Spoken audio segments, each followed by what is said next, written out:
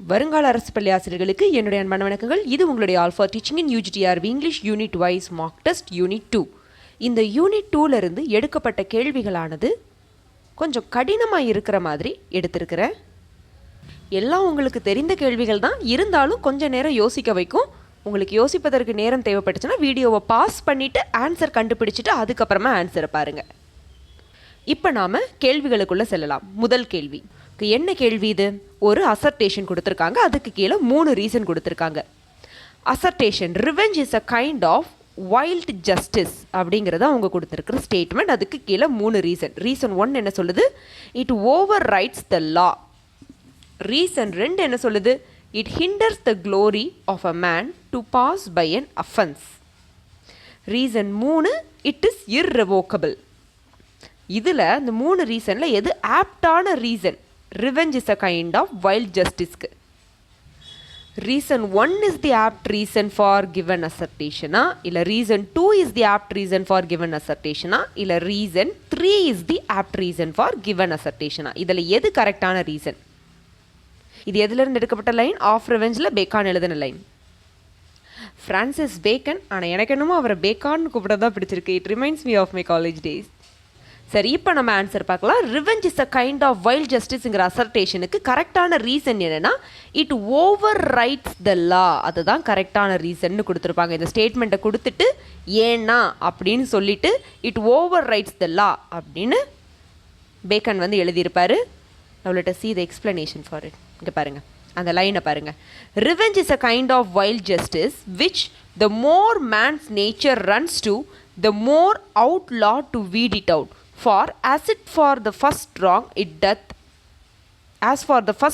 it doth but offend the law, but the revenge of the law wrong put the law out of office.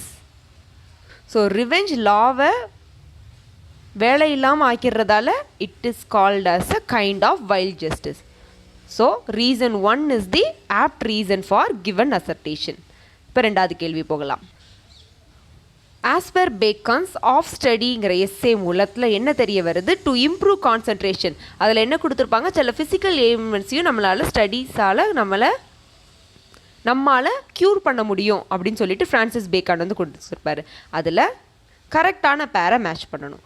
To improve concentration ஃபிலாசபர்ஸா இல்லை மேத்தமெட்டிக்ஸை படிக்கணுமா இல்லை லாயர்ஸை படிக்கணுமா? To improve our ability to design, to improve our ability to speak accordingly. இதில் கரெக்டான match என்ன? to improve our concentration we have to read mathematics. to improve our ability to discern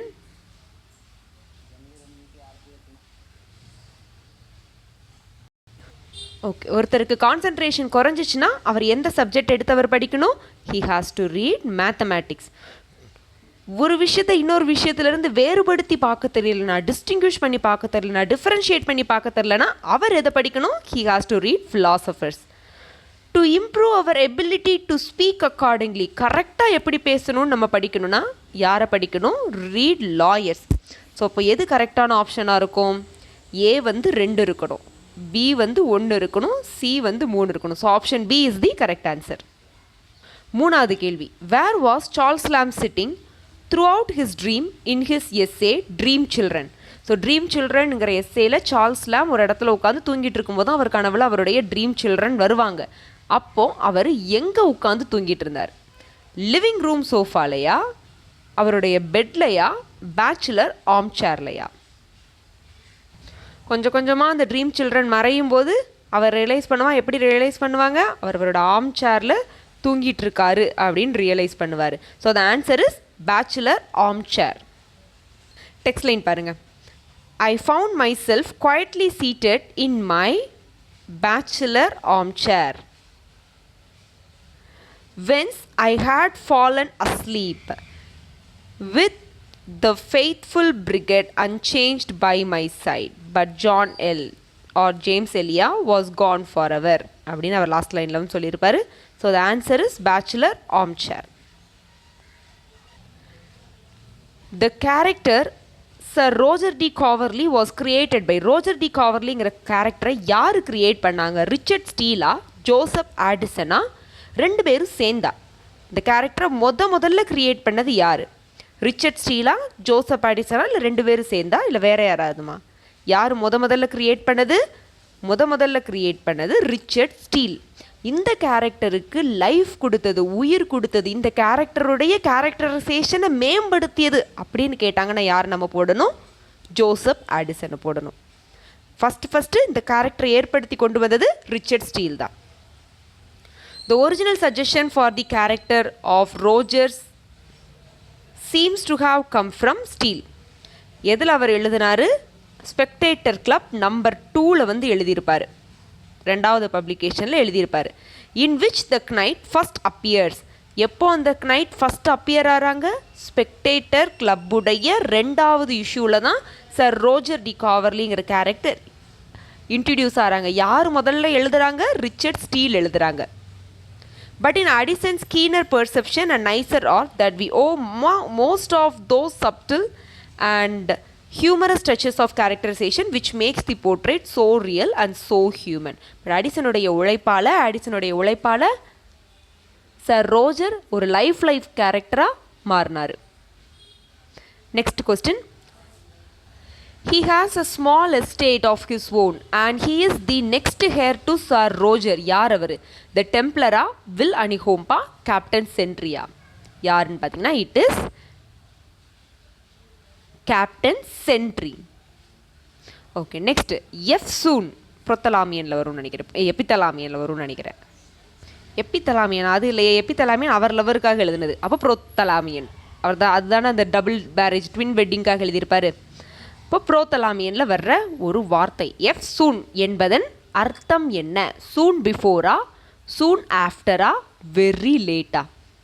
F சூன்னா soon பிஃபோரா, soon ஆஃப்டரா, very லேட்டா? The answer is soon after. Soon after தான் எஃப் சூனுடைய meaning. The eternal summer mention by Shakespeare. Shakespeare mention பண்ண eternal summer எது? The beauty of fair யூத்தா, இல்லை சம்மர் சீசன் ஆஃப் த இயரை சொல்கிறாங்களா, இல்லை யூத் ஆஃப் ஃபேர் யூத்தா? எதை அவர் எட்டர்னல் சம்மர்னு மென்ஷன் பண்ணுறாரு? இந்த இடத்துல யூத் ஆஃப் ஃபேர் யூத்னு நம்ம போட்டுறக்கூடாது. யூத்ங்கிறது மாறக்கூடியது தான். ஆனால் ஷேக்ஸ்பியர் எதை தான் மென்ஷன் பண்ணியிருப்பார்? த பியூட்டி ஆஃப் ஃபேர் யூத்தை தான் ஷேக்ஸ்பியர் வந்து மென்ஷன் பண்ணியிருப்பார். So the answer is the beauty of fair youth. The great forbidder as per Eve's. Eve யாரை கிரேட் ஃபார்பிடர்னு சொல்கிறா? யாரை சொல்கிறா? ஆடமையா சொல்கிறா, இல்லை செர்பெண்டையா சொல்கிறா, இல்லை காடை சொல்கிறாளா? யாரை சொல்கிறா? ஈவ் கிரேட் ஃபார்பிடர்னு யாரை சொல்கிறாங்கன்னா காடை சொல்கிறாங்க. அவர் ஹெவன்லேருந்து நம்மளை இது பண்ணணும் அது பண்ணக்கூடாதுன்னு சொல்லிட்டாரு. அவள் தான் கிரேட் ஃபார்பிடர் அப்படிங்கிறதெல்லாம் அவர் சொல்லுவா. Let's see the line.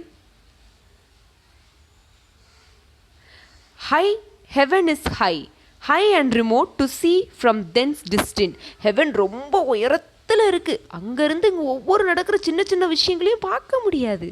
Each thing on earth and other care perhaps. வேறு வேலையும் இருக்குல்ல காடுக்கு. May have diverted from continual watch. தொடர்ந்து இங்கேவா பூமியேவா காடு மேலே உட்காந்து பார்த்துட்ருப்பாரு. அவர் கிரேட் ஃபார்பிடர் அப்படின்னு சொல்லிட்டு இந்த இடத்துல காடை சொல்லுவாங்க. ஓகே, ஸோ கிரேட் ஃபார்பிடர்னு ஈவ் யாரை கேட்குறாங்கன்னு வந்துச்சுன்னா இட் இஸ் காடு. நெக்ஸ்ட் கேள்வி. The lamb is the personification of. The லேம்ப் போயத்தில் லேம்ப் வருதுல்ல, அது யாருக்கு பெர்சானிஃபிகேஷன்? போயட்டுக்கா, யங் சைல்டுக்கா, காடா? த லேம்ப் யார் அவர் பெர்சானிஃபை பண்ணுவார்? நீயும் நானும் லேம்பு, அவரும் லேம்பு தான். அவர் ஹீ கால்ஸ் ஹிம்செல்ஃப் அ லேம்ப்னு சொல்கிறார்ல. So he personifies, the lamb personifies God. அந்த குழந்தையும் பெர்சானிஃபைஸ்னு கேட்டாங்கன்னா காடு தான். Next, the bait was inspired by. The bait John டன்னுடைய போயம் த பெய்ட், அது எதால் இன்ஸ்பயர் பண்ணப்பட்ட போயம்? ஷெப்பர்ட்ஸ் கேலண்டரா, the passionate shepherd to his லவ்வா, the nymph's reply to the ஷெப்பர்டா? இது the passionate shepherd to his love, Christopher மார்லோவுடைய work. இந்த மார்லோவுடைய passionate shepherd to his love இருக்குது பார்த்தீங்களா, இதுதான் சர் வால்டர் ரிலேயுடைய the nymph reply to the shepherd. அதுக்கும் நம்ம டன்னுடைய பெய்ட்டுக்கும் இன்ஸ்பிரேஷனாக அமைஞ்சிச்சு. Question number 11. It is Sidney's work. இது சிட்னியுடைய ஒர்க்கு. என்னது அது? ஆஸ்ட்ரோஃபெல் அண்ட் ஸ்டெல்லாவா, ஆஸ்ட்ரோஃபெல்லா, ஸ்டெல்லா தி ஸ்டாரா? இது சிட்னியுடைய ஒர்க். எது இதில்? Astrophel and Stella. இந்த ஆஸ்ட்ரோஃபெல் அண்ட் ஸ்டெல்லாவில் மொத்தம் எத்தனை காணப்படுது 108 சானட்டும் இங்கே இருக்குது பாருங்கள் 108 சானட்டும் 11 சாங்கும் காணப்படுது இந்த ஆஸ்ட்ரோஃபெல் அண்ட் ஸ்டெல்லால written by Sir Philip Sidney. Next கேள்வி. The work describes the involvement of music in both the makings of the universe and the subtleties of human emotion and pity. மியூசிக்னு போட்ட உடனே நீங்கள் கண்டுபிடிச்சிருப்பீங்க. அப்படின்னா அது என்னது? ஓட் ஆன் சாலிட்யூட் கிடையாது, Astrophel and Stella கிடையாது. It was song for Saint Cecilia's day.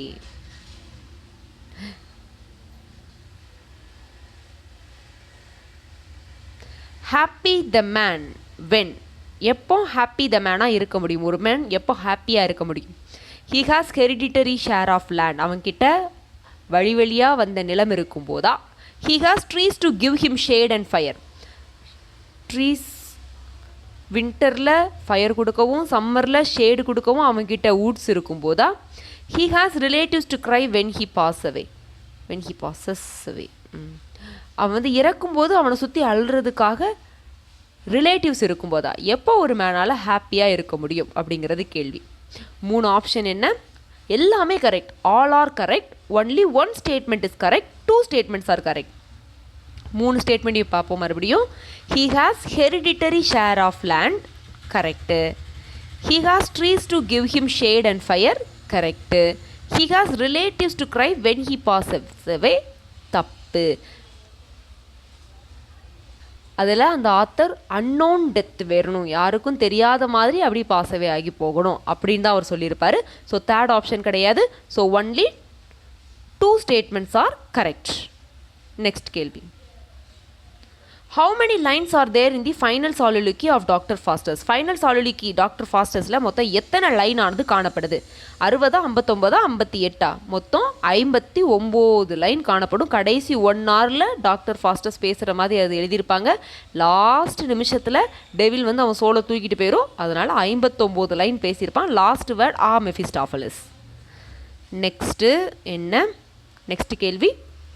In which act of Pygmalion the sensational swear word of Elizabeth used came? எந்த ஆக்டில் எலிசபெத்தை யூஸ் பண்ண அந்த சென்சேஷனல் வேர்டு, அதை சொன்னது எல்லாரும் சொல்லிட்டாலேன்னு சொன்னாங்கல்ல, அந்த வேர்டு யூஸ் பண்ணது எந்த ஆக்டில்? Act 1 act 2 act 3? ஆக்ட் 1 என்ன ஆக்ட்? அந்த கான்வென்ட் கார்டனில் அந்த பூ கீழே உள்ள ஆக்ட். அந்த என்னம்மா எடுத்துகிட்ருக்க, என்ன நோட்ஸ் எடுத்துகிட்ருக்க அப்படின்னு சொல்லிட்டு ஹிக்கின்ஸ் எல்லோரும் கேட்குறாங்க. ஆக்ட் எலிசா வந்து வீட்டுக்கு வந்து எனக்கு பாடம் சொல்லி கொடுங்கன்னு கேட்குற ஆக்ட். ஆக்ட் 3 என்ன ஆக்ட்? மிஸ்ஸஸ் ஹிக்கின்ஸோடைய வீட்டில் எலிசாவை கொண்டு போய் காட்டுற ஆக்ட். அந்த ஆக்டில் தான் கிளாரா வருவா. அப்போ வந்து எல்லாம் மழை பெஞ்சா என்ன பண்ணுவேன் அப்படிலாம் கேட்கும்போது பிளடி லைக்லின்னு சொல்லுவாள்ல. So act 3 is the apt answer. Next கேள்வி. வேர் டிட் ஆல்கர்னான் மான்க்ரிஃப் சா த இன்ஸ்கிரிப்ஷன்? ஆல்கர்னான் மான்க்ரிஃப் எந்த அந்த வார்ட் சிசிலியோடைய இன்ஸ்கிரிப்ஷனை பார்த்தான்? சிகரெட் லைட்டர் கேஸ்லையா, இல்லை பென் கேஸ்லையா, இல்லை நன் ஆஃப் த அபோலையா? எதில் பார்த்தான்? அவசரப்பட்டு சிகரெட் லைட்டர் கேஸ்னு போட்டுறக்கூடாது. அது ஆக்சுவலாக எதில் பார்த்துருப்பா? சிகரெட் கேஸில் தான் பார்த்துருப்பானே தவிர சிகரெட் லைட்டரை வைக்கிற கேஸில் பார்த்துருக்க மாட்டான். So the correct answer is none of the above. Next கேள்வி. Who has helped Vicar in producing evidence against Squire on his act of kidnapping Sophia? Squire சோஃபியாவை கிட்னாப் பண்ணதுக்கான ஆதாரத்தை கொண்டு வந்து விக்கருக்கு கொடுத்த ஆள் யார்? சோஃபியாவா, ஜென்கின்சனா, ஆரபெல்லாவா? யார் வந்து ஹெல்ப் பண்ணுவாங்க?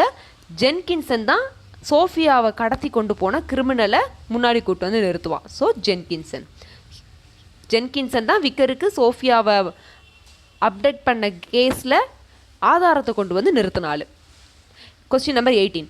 Mister Peggotty's share their living space with Mr Peggotty's family கூட இருக்கிறது யார்? பெகாட்டியா, Mrs கமிஜா, மர்ட்ஸ்டோனா?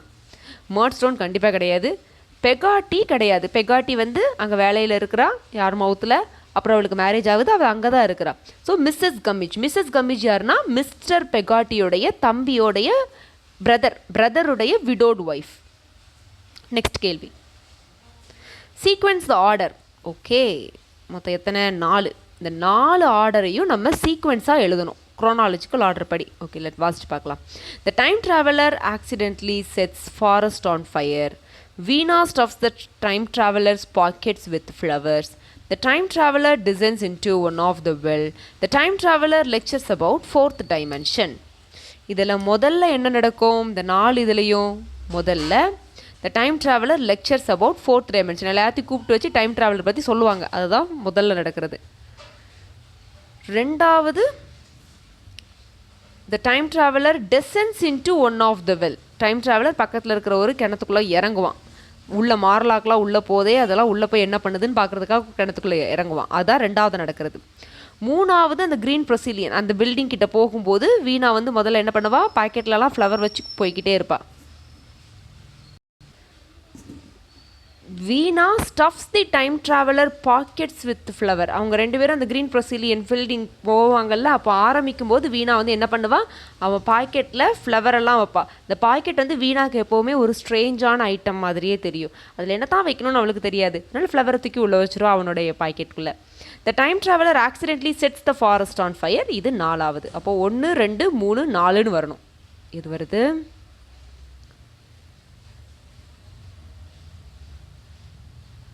4 3 2 1. 4 3 2 1. Option B is the correct answer. Next கேள்வி. Question number 20.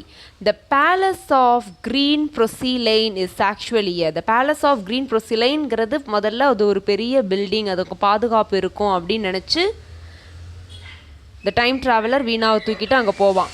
ஆனால் அது ஆக்சுவலாக என்னது, மியூசியமா, மார்லாக்குடைய பிளேஸா, ஆர்ட் கேலரியா?